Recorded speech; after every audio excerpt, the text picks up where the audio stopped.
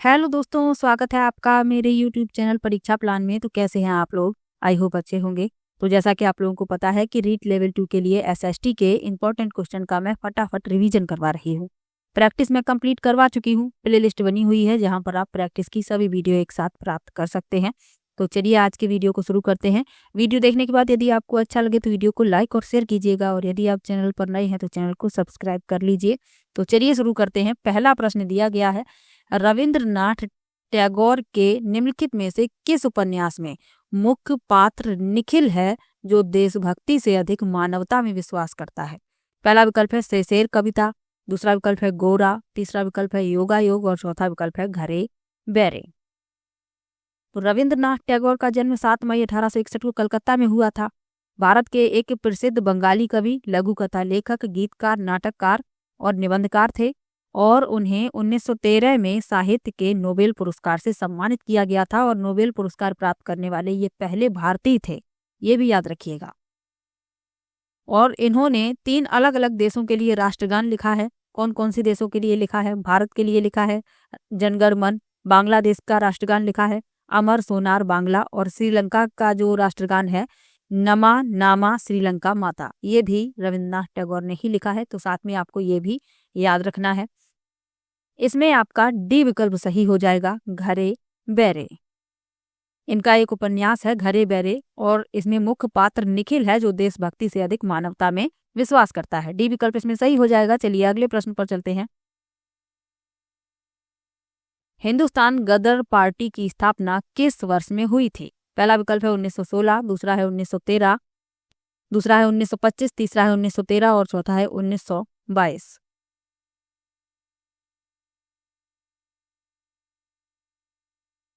तो हिंदुस्तान गदर पार्टी की स्थापना हुई थी 1913 में। सी विकल्प इसमें आपका सही हो जाएगा। ये सभी प्रश्न मैं पढ़ा चुकी हूं, तो आपका प्रश्न गलत नहीं होना चाहिए। चलिए अगले प्रश्न पर चलते हैं। दिरहम है, पहला विकल्प है सोने का सिक्का, दूसरा विकल्प है तांबे का सिक्का, तीसरा है चांदी का सिक्का और चौथा है मिस्र धातु का सिक्का। तो दिरहम जो है चांदी का सिक्का है। सी विकल्प इसमें सही हो जाएगा। चलिए अगले प्रश्न पर चलते हैं। शेर शाह सूरी का अंतिम अभियान किसके शासक के विरुद्ध था? पहला विकल्प है कालिंजर, दूसरा विकल्प है मारवाड़, तीसरा विकल्प है रणथंभौर और चौथा विकल्प है मालवा। तो शेर शाह सूरी का अंतिम अभियान कालिंजर के शासक के विरुद्ध था। ए विकल्प इसमें सही हो जाएगा। शेर शाह सूरी का मूल नाम फरीद खान था, तो ये भी आपको याद रखना है। चलिए अगले प्रश्न पर चलते हैं। प्रस्तावना के संबंध में भारतीय संविधान में संशोधन किस वर्ष किया गया था? पहला विकल्प है 1975, दूसरा विकल्प है 1976, तीसरा विकल्प है 1978 और चौथा है 1992। तो प्रस्तावना के संबंध में भारतीय संविधान में संशोधन किया गया था 1976 में। बी विकल्प इसमें सही हो जाएगा। चलिए अगले प्रश्न पर चलते हैं। अगला प्रश्न दिया गया है, शिक्षा के अधिकार से संबंधित संविधान संशोधन कौन सा है? पहला विकल्प है 42वां संशोधन, दूसरा है 52वां संशोधन, तीसरा है 61वां संशोधन और चौथा है 86वां संशोधन। तो शिक्षा के अधिकार से संबंधित संशोधन है 86वां संशोधन। डी विकल्प इसमें सही हो जाएगा। चलिए अगले प्रश्न पर चलते हैं। भारतीय संविधान में किस समिति की सिफारिश के आधार पर मौलिक कर्तव्यों को शामिल किया गया था? पहला विकल्प है सरदार स्वर्ण सिंह समिति, दूसरा विकल्प है अशोक मेहता समिति, तीसरा विकल्प है सादिक अली समिति और चौथा है हेगड़े समिति। तो भारतीय संविधान में सरदार स्वर्ण सिंह समिति के सिफारिश के आधार पर मौलिक कर्तव्यों को शामिल किया गया था। ए विकल्प इसमें सही है। चलिए अगले प्रश्न पर चलते हैं। आज जल्दी जल्दी से प्रश्नों को सॉल्व करवाएंगे, समय ज्यादा बर्बाद नहीं करेंगे। अगला प्रश्न दिया गया है, भारत सरकार ने काका कालेलकर को अन्य पिछड़ा वर्ग आयोग का अध्यक्ष नियुक्त किया। नियुक्ति का वर्ष कौन सा था? पहला विकल्प है 1951, दूसरा है 1953, तीसरा है 1955 और चौथा है 1957। तो भारत सरकार ने काका कालेलकर को अन्य पिछड़ा वर्ग आयोग का अध्यक्ष नियुक्त किया था, और नियुक्ति का वर्ष था 1953। बी विकल्प इसमें सही हो जाएगा। चलिए अगले प्रश्न पर चलते हैं। भारतीय संविधान में धर्मनिरपेक्षता का क्या अर्थ है? पहला विकल्प है राष्ट्र का अपना धर्म है, दूसरा है राष्ट्र का धर्म से कोई संबंध नहीं है, तीसरा है राष्ट्र का अपना कोई धर्म नहीं होता और चौथा है राष्ट्र सभी धर्म को मान्यता देता है लेकिन उसका कोई अपना धर्म नहीं होता। तो भारतीय संविधान में धर्मनिरपेक्षता का अर्थ है कि राष्ट्र सभी धर्म को मान्यता देता है, उसकी नज़र में सभी धर्म समान हैं, लेकिन उसका कोई अपना धर्म नहीं होता। डी विकल्प इसमें सही हो जाएगा। चलिए अगले प्रश्न पर चलते हैं। आभानेरी और राजौरगढ़ के कलात्मक वैभव का संबंध किस युग से है? पहला विकल्प है गुर्जर प्रतिहारी, दूसरा विकल्प है चौहान, तीसरा है गोहिल सिसोदिया और चौथा विकल्प है राठौर। तो आभानेरी और राजौरगढ़ के कलात्मक वैभव का संबंध है गुर्जर प्रतिहारी से। ए विकल्प इसमें सही हो जाएगा। चलिए अगले प्रश्न पर चलते हैं। जो आभानेरी है और राजौरगढ़, इनके बारे में और जान लीजिए। आभानेरी उत्तरी राजस्थान में दौसा जिले का एक गांव है और इसे द सिटी ऑफ ब्राइटनेस भी कहा जाता है। और राजौरगढ़ राजस्थान के अलवर जिले का एक गांव है, तो ये भी याद रखिएगा। चलिए अगले प्रश्न पर चलते हैं। निम्नलिखित में से दुनिया में अग्रणी तांबा उत्पादक देश कौन सा है? पहला विकल्प है दक्षिण अफ्रीका, दूसरा है चिली, तीसरा विकल्प है ऑस्ट्रेलिया और चौथा विकल्प है घाना। तो दुनिया में अग्रणी तांबा उत्पादक देश है चिली। सी विकल्प इसमें सही हो जाएगा, चिली। चलिए अगले प्रश्न पर चलते हैं। कौन सा ऊर्जा का पारंपरिक स्रोत नहीं है? पहला विकल्प है भूतापीय ऊर्जा, दूसरा है पेट्रोलियम, तीसरा है जल विद्युत और चौथा है प्राकृतिक गैस। तो पारंपरिक स्रोत जो नहीं है वह पूछा गया है, तो भूतापीय ऊर्जा पारंपरिक स्रोत नहीं है। ए विकल्प इस प्रश्न का उत्तर हो जाएगा। चलिए अगले प्रश्न पर चलते हैं। प्रायद्वीपीय भारत की सबसे ऊंची चोटी कौन सी है? पहला विकल्प है डोडा बेटा, दूसरा है अनाईमुडी, तीसरा है महेंद्रगिरी और चौथा है कोडई कनाल। तो प्रायद्वीपीय भारत की सबसे ऊंची चोटी है अनाईमुडी। बी विकल्प इसमें सही हो जाएगा। और अनाईमुडी भारत के केरल राज्य में स्थित है, ये भी याद रखिएगा। चलिए अगले प्रश्न पर चलते हैं। भारत के किस भाग में मानसून का आगमन शीघ्र होता है? पहला विकल्प है केरल, दूसरा है अंडमान व निकोबार द्वीप समूह, तीसरा है पश्चिम बंगाल और चौथा है तमिलनाडु।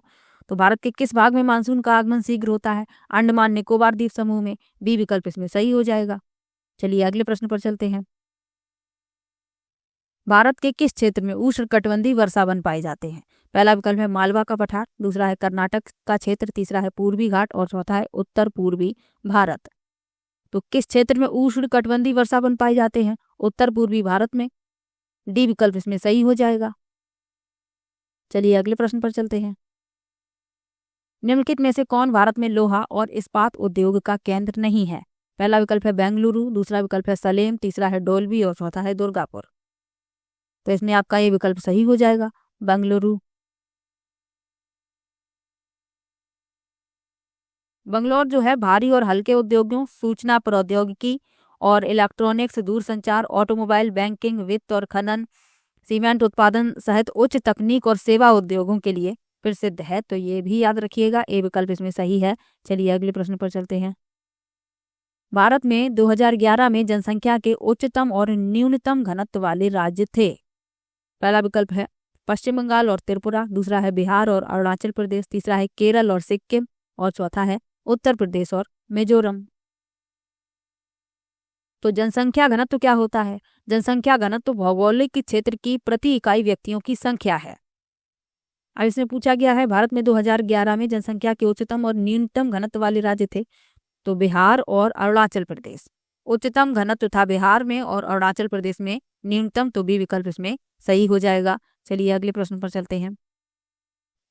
भोराट पठार निम्नलिखित में से किसके बीच स्थित है? पहला है रघुनाथगढ़ और नाहरगढ़, दूसरा है अचलगढ़ और दिलवाड़ा, तीसरा है कुंभलगढ़ और गोगुंदा और चौथा है जयगढ़ और नाहरगढ़।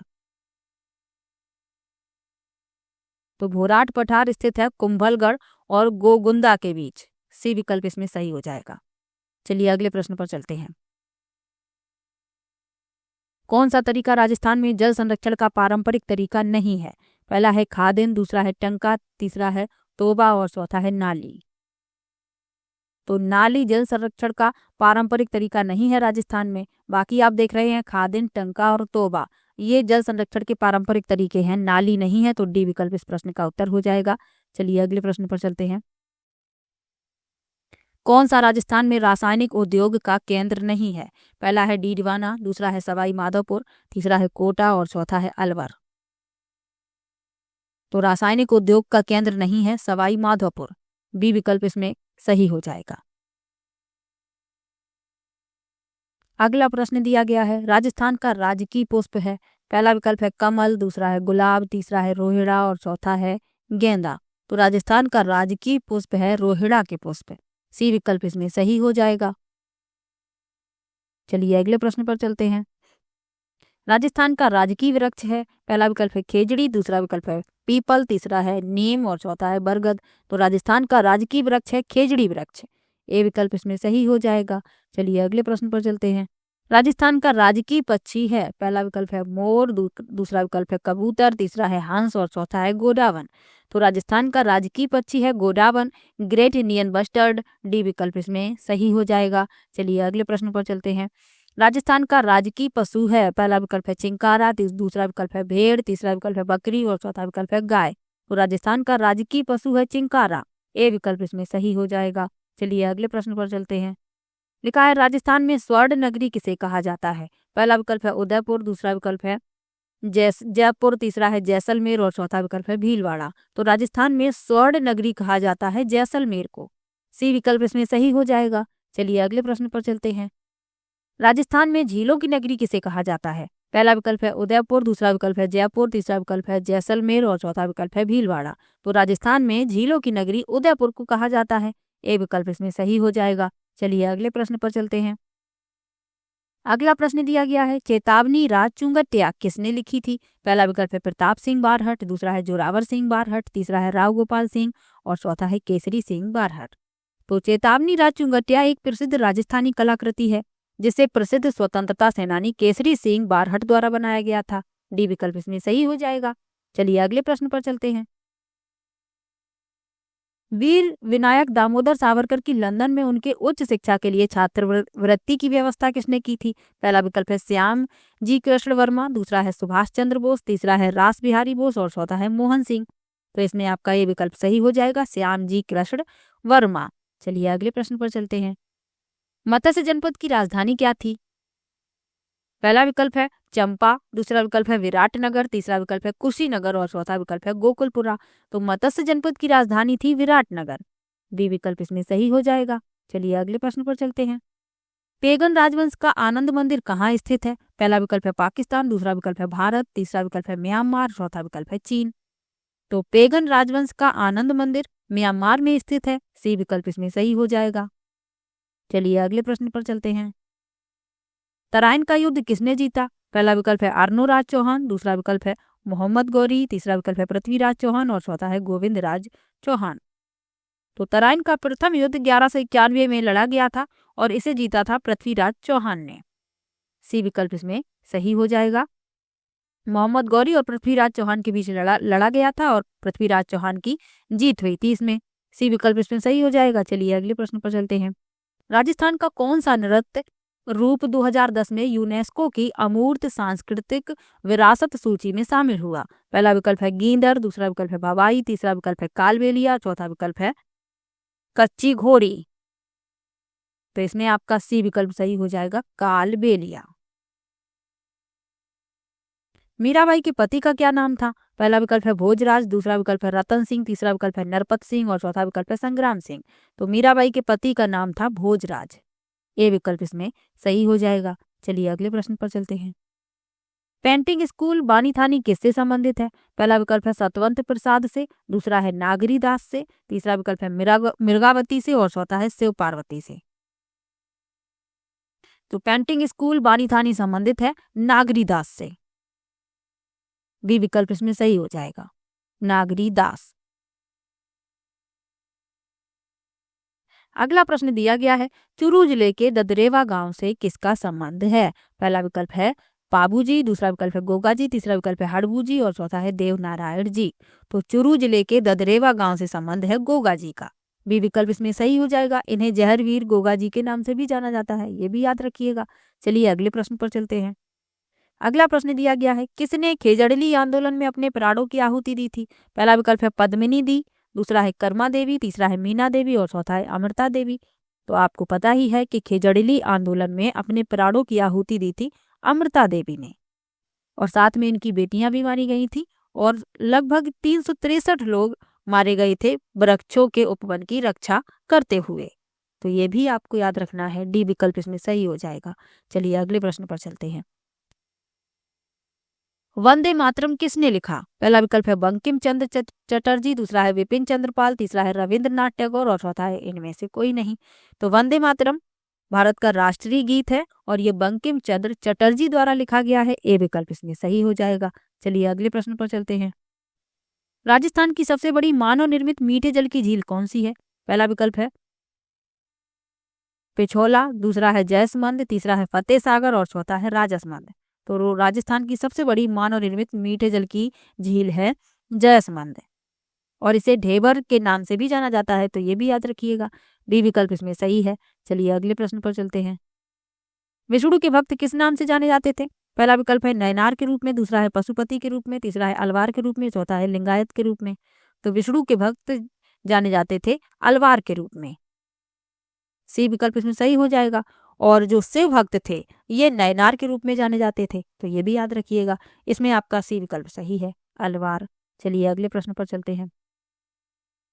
किस स्रोत में प्राचीन भारत के 16 महाजनपदों का उल्लेख किया गया है? पहला है अगुंतर निकाय, दूसरा है दिव्यावदान, तीसरा है ऋग्वेद और चौथा है सुत्त पिटक। तो इसमें आपका ए विकल्प सही है, अगुंतर निकाय। अगला प्रश्न दिया गया है, राजस्थान का मैनचेस्टर किसे कहा जाता है? पहला विकल्प है उदयपुर, दूसरा विकल्प है जयपुर, तीसरा विकल्प है भीलवाड़ा और चौथा विकल्प है बीकानेर। तो राजस्थान का मैनचेस्टर कहा जाता है भीलवाड़ा को। सी विकल्प इसमें सही हो जाएगा, भीलवाड़ा। चलिए अगले प्रश्न पर चलते हैं। क्षेत्रफल की दृष्टि से राजस्थान का सबसे बड़ा जिला कौन सा है? पहला विकल्प है उदयपुर, दूसरा विकल्प है जयपुर, तीसरा विकल्प है भीलवाड़ा और चौथा विकल्प है जैसलमेर। तो क्षेत्रफल की दृष्टि से राजस्थान का सबसे बड़ा जिला है जैसलमेर। डी विकल्प इसमें सही है। चलिए अगले प्रश्न पर चलते हैं। विजय स्तंभ का निर्माण किसने करवाया था? पहला विकल्प है महाराणा कुंभा, दूसरा विकल्प है महाराणा सांगा, तीसरा विकल्प है महाराणा प्रताप और चौथा विकल्प है महाराजा जयसिंह। तो विजय स्तंभ का निर्माण करवाया था महाराणा कुंभा ने। ए विकल्प इसमें सही हो जाएगा। चलिए अगले प्रश्न पर चलते हैं। किस शहर को सन सिटी भी कहा जाता है? पहला विकल्प है जयपुर, दूसरा विकल्प है जैसलमेर, तीसरा विकल्प है बाड़मेर, चौथा विकल्प है जोधपुर। तो सन सिटी कहा जाता है जोधपुर को। डी विकल्प इसमें सही है। तो आज बहुत कम समय में मैंने आपके 44 क्वेश्चन सॉल्व करवाए हैं। तो वीडियो कैसा लगा ये कमेंट बॉक्स में जरूर बताइएगा और वीडियो को लाइक और शेयर भी कीजिएगा। और किसी भी प्रश्न में आपको डाउट हो आप कमेंट में जरूर लिखिएगा। मिलते हैं नेक्स्ट वीडियो में, तब तक के लिए बाय बाय।